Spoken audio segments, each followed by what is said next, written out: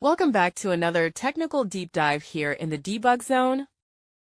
Today we're tackling a big question and breaking it down with insights from other users.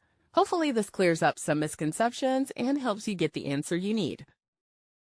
So buckle up, stay a little curious, and let's jump right in.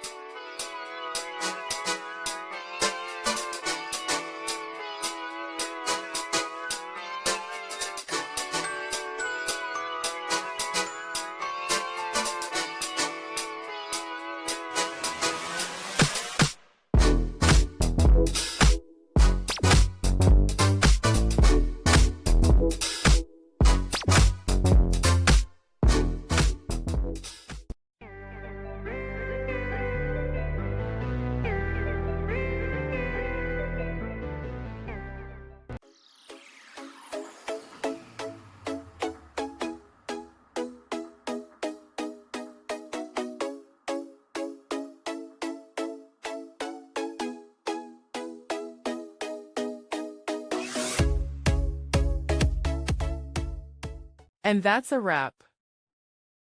I hope you found the answer you were looking for. If you did, take a second to hit that subscribe button. It really helps out. And let me know in the comments which solution worked best for you. See you next time in the debug zone.